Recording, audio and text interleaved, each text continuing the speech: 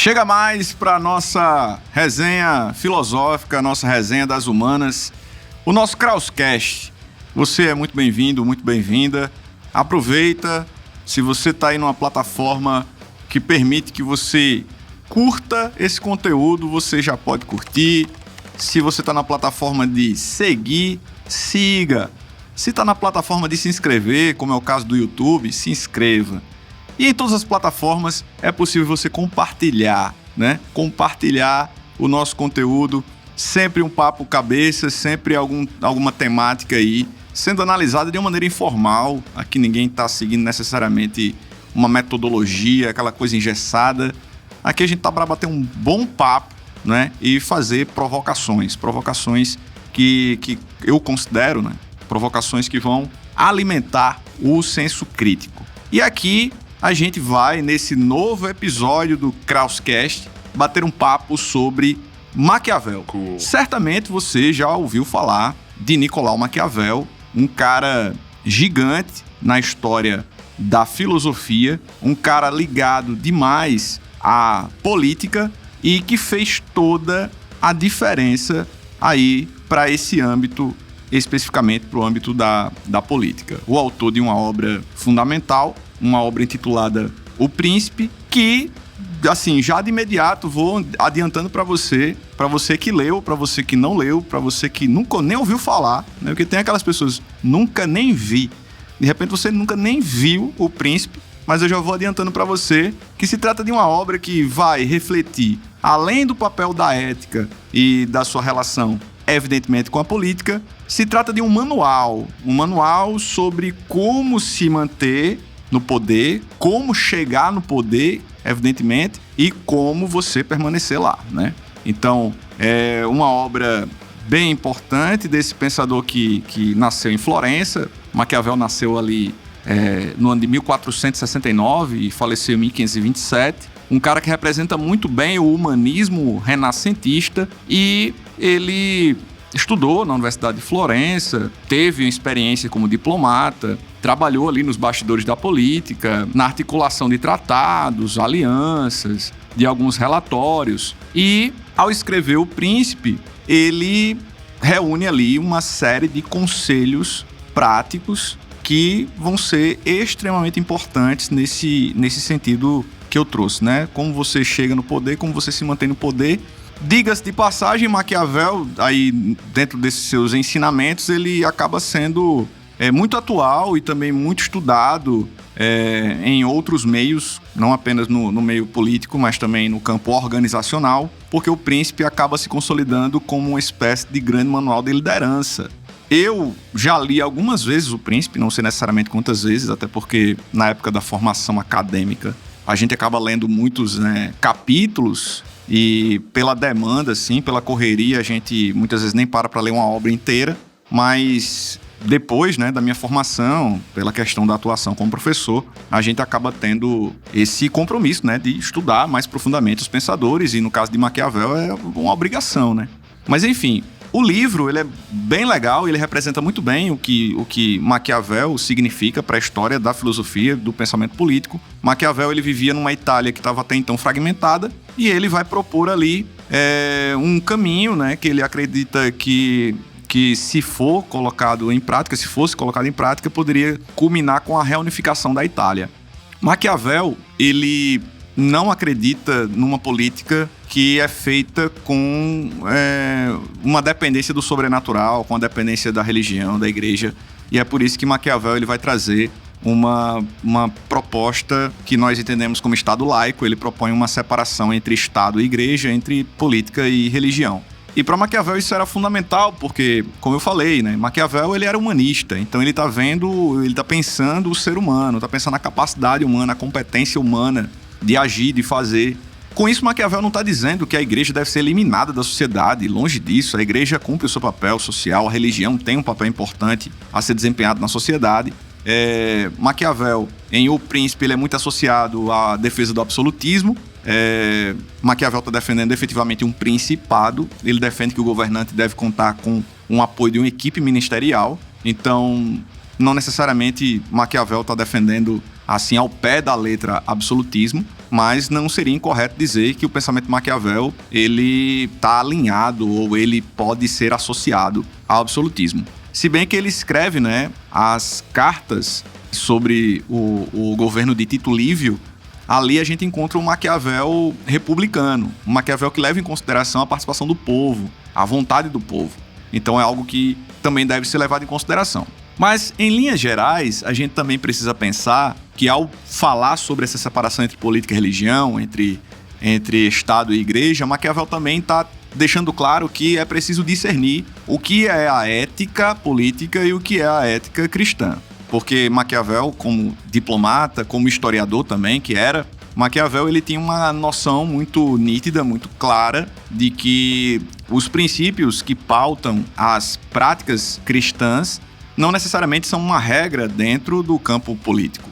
Então, o que Maquiavel está dizendo é que, por exemplo, quando a gente pensa que dentro de uma perspectiva puramente cristã é condenável a mentira, a morte, o roubo, numa perspectiva prática política, porque Maquiavel era prático, a gente pode aí associar tranquilamente Maquiavel a pragmatismo, a empirismo, a humanismo e a realismo. Eu vou comentar um pouco mais sobre realismo mais adiante, mas Maquiavel leva em consideração que na política tá valendo.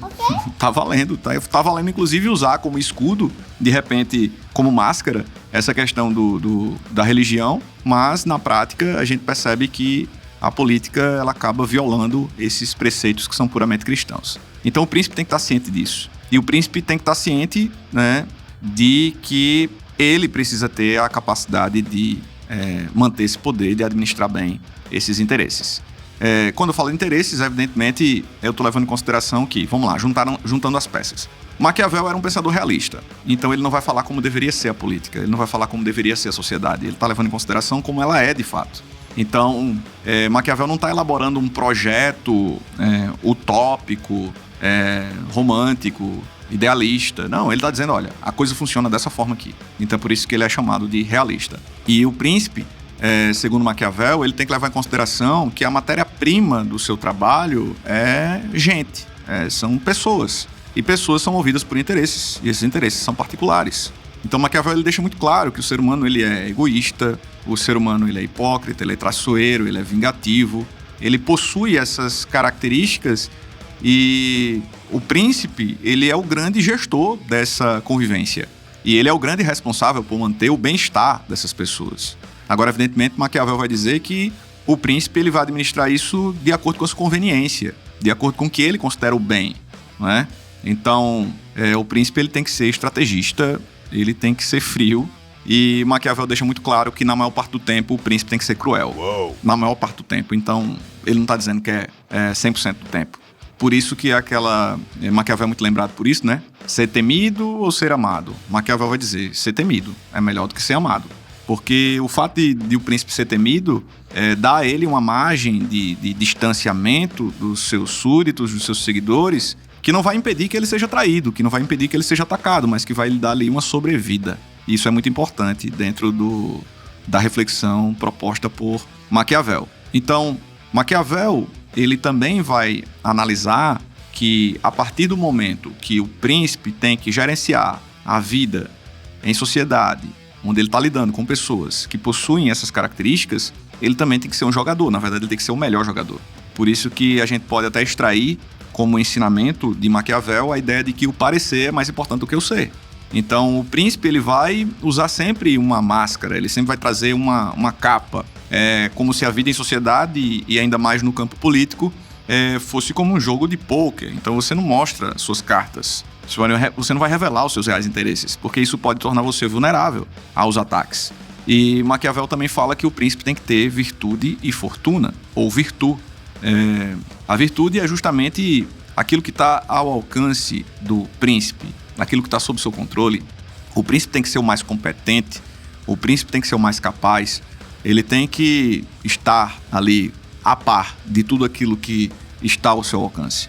Ele não pode deixar nenhum detalhe passar batido, nenhuma aresta pode ficar para ser aparada.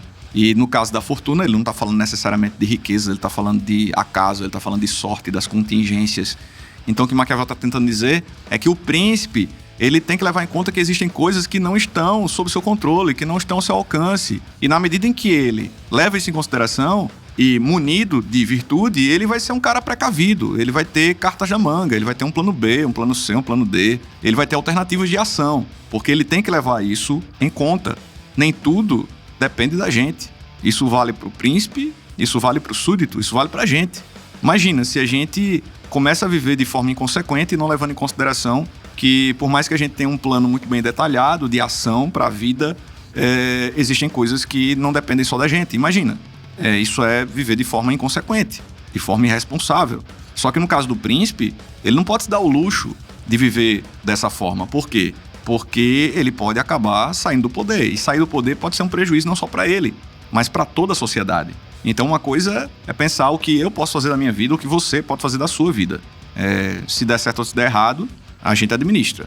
Mas no caso do príncipe, existem outras questões que estão ali colocadas na mesa, né? Então, Maquiavel ele também fala a respeito da virtude da raposa e da virtude do leão. E aí ele está usando, evidentemente, um recurso linguístico assim, para usar a raposa como um sinal de astúcia, de agilidade, de esperteza, de jogo de cintura, e o leão como sinal de força, de violência, de crueldade. Então o que Maquiavel está dizendo é que o príncipe ele tem que saber usar isso. Ele tem que saber a hora certa de usar a virtude do leão, a hora certa de usar a virtude da raposa, e ele tem que saber até a intensidade, a dose com que ele vai fazer uso dessas virtudes. Imagina, numa hora que você tem que usar o diálogo e o jogo de cintura, você vai na porrada. Ou numa situação onde você tem que ser mais firme, você tem que ser mais incisivo, você vai tentar ser flexível e você vai tentar ser maleável e vai apelar para o diálogo. Imagina uma situação onde você tem que ser extremamente enérgico e você usa, 20% da sua força para resolver o problema. Então, mais uma vez, o príncipe ele tem que ser o maior jogador. O príncipe ele tem que ser munido de virtude. E Maquiavel ele não deixa isso passar batido. Um outro conselho que é bem interessante é Maquiavel falando sobre a prática do mal e do bem. Ele fala que se o príncipe tiver que fazer o mal, que ele faça de um golpe só. E se ele tiver que fazer o bem, que ele faça gradativamente. Seria uma maneira de condicionar os súditos a ter uma imagem um pouco positiva, um tanto quanto positiva, do seu líder. Assim como Maquiavel também recomenda que o príncipe ele faça uso das suas próprias armas, das suas próprias estratégias. A gente está vivendo numa sociedade, por exemplo, onde cada vez mais as pessoas vão em busca das fórmulas de sucesso, né? E tem muita gente vendendo isso. Muita gente, inclusive, que nem tem tanto sucesso assim, mas que vende as fórmulas para os outros. Isso é no mínimo questionável. Mas enfim, é algo só para provocar mesmo. Mas o fato é que Maquiavel vai dizer, peraí, mas a estratégia deu certo com A, com B, com C, quem garante que vai dar certo com você, né? Então, ele fala que é importante que você faça uso das suas armas, das suas estratégias. Com isso, ele não está dizendo que você não pode aprender novas estratégias, mas é importante que você aprenda num nível que você possa chamar de suas estratégias. Até porque, como eu falei, repito, não é porque deu certo com uma determinada liderança naquela situação, né? Ainda tem isso, né? Deu certo com aquela pessoa naquela situação. Quem garante que vai dar certo com você na situação que você está passando? Por mais semelhanças que você possa encontrar na situação e até nas pessoas envolvidas. Então, Maquiavel ele é muito taxativo nesse sentido. Assim como ele fala também sobre a escolha dos ministros. A escolha dos ministros é um grande indício da competência do príncipe. Então, sabe aquela máxima do diga-me com quem andas que eu te direi quem és? Então, você tem lá um líder e você quer avaliar a sua competência. Claro, não vai ser apenas isso, mas olha para a equipe que ele formou, né? Essa equipe é uma equipe capaz? As pessoas certas estão nos lugares certos? Pelas razões certas? Então, esse tipo de coisa tem que ser pensada, né? E o termo maquiavélico, né? Que ficou popularizado aí como no senso comum, o termo maquiavélico é associado a algo diabólico, né? Algo muito do mal. Maquiavel não era maquiavélico, mas o termo maquiavélico, quando a gente vai observar ele mais etimologicamente, mais historicamente, a gente percebe que seria sinônimo de estrategista, de frio, de calculista, e aí, nesse sentido, a coisa ela tá até correta, sim. Então, no mais, eu recomendo muito que, muito mais do que ouvir alguém falar sobre Maquiavel ou ler algum comentário sobre Maquiavel, que você possa ter esse contato com os escritos de Maquiavel. Como falei, ele permanece bastante atual, Por mais que você não tenha tanta intimidade com a forma com que ele escreve, porque, afinal de contas, estamos falando de um autor renascentista, vale a pena esse esforço para se familiarizar com a linguagem dele e aprender um pouco, não sobre política apenas, mas sobre as relações humanas, sobre a convivência, sobre a vida em sociedade. É bem interessante. E aqui eu separei 2 interações. Eu estou tentando inserir esse novo quadro, ainda pretendo dar um nome a esse quadro, mas eu instiguei algumas pessoas no canal, no YouTube e também no Instagram. Você pode encontrar o professor Kraus. Lembre de colocar o Kraus, K-R-A-U-S-S. E aqui nós temos algumas questões que a gente pode discutir. Na verdade, são perguntas que foram feitas através dessas redes para que o professor aqui que vos fala possa responder. Tem uma pergunta que foi colocada no canal, antes mesmo de eu propor essa questão, na verdade, e que eu achei interessante, que na verdade tem um textão, e aí a pessoa pergunta como fazer um presunçoso mudar de ideia. Eu achei interessante essa pergunta. Eu estou reduzindo ela, porque na verdade foi um textão mesmo. E não se preocupem em colocar textão nos espaços das redes onde permitem isso. Assim, o que eu diria, na verdade o que eu vou dizer para quem tem essa preocupação em mudar a visão de mundo ou mudar a opinião de um presunçoso, é dizer o seguinte: olha só, cara, não se preocupe em mudar a opinião de ninguém. As pessoas, elas precisam mudar a opinião de acordo com o que elas acreditarem que deve ser alterado, para que se tornem pessoas melhores. Eu sei que está difícil no nosso contexto a gente, inclusive, ter debates. Muita gente não entende o que é debate. Debate é quando há um intercâmbio, quando um aprende com o outro, mesmo divergindo ideologicamente ou de visões de mundo. Mas o que eu percebo é que as pessoas estão participando muito mais de bate-boca, de discussão e de embates do que de debates, onde um quer impor ao outro aquilo que pensa, aquilo que crê. Então, isso não é saudável. E isso tem feito, inclusive, com que as redes se tornem cada vez mais tóxicas. E você que me ouve deve ter uma noção disso. Então, assim, não se preocupa em mudar a opinião, seja a pessoa presunçosa ou não. Tente dialogar, tente apresentar aquilo que você enxerga, porque a minha visão, a minha leitura, a minha perspectiva é diferente da do outro. Por mais que a gente esteja inserido num contexto similar, ou até no mesmo contexto, a gente não tem visões que são absolutamente iguais sobre nada, absolutamente nada. Então tente estabelecer diálogos. E a partir desses diálogos você pode ensinar algo para essa pessoa que você considera presunçosa ou não, e você pode aprender algo com ela também. Então, às vezes a gente julga o outro como presunçoso e talvez a gente também esteja sendo presunçoso ou até mais do que a pessoa. Então, a minha defesa aqui é diálogo. Um diálogo amigável, um diálogo onde as pessoas estejam abertas para o aprendizado. Isso é bem legal. E uma outra pergunta que veio do Instagram foi sobre como lidar com ansiedade. Na verdade, eu já tenho até esse conteúdo, já coloquei esse conteúdo no YouTube, tem um vídeo falando sobre isso. Eu já fiz algumas postagens no Instagram sobre ansiedade. Eu sou declaradamente uma pessoa que lida com isso. Não estou aqui me orgulhando, não estou romantizando o fato de ter crises de ansiedade, por exemplo. Mas é preciso falar sobre o assunto. Então, eu diria, primeira coisa, peça ajuda. E ajuda profissional. Tem que procurar uma terapia. Outra coisa que vem me ajudando bastante é meditação. E muitas vezes escrever, ouvir música, caminhar, são coisas que podem também fazer a diferença. Na verdade, o contato com a arte, preferencialmente uma arte leve, pode fazer a diferença. Porque assim, você não vai estar com um problema psicológico e de repente você vai ver um filme, por exemplo, ou ler um livro que vai trazer uma bad vibe pra você, né? Isso não é legal.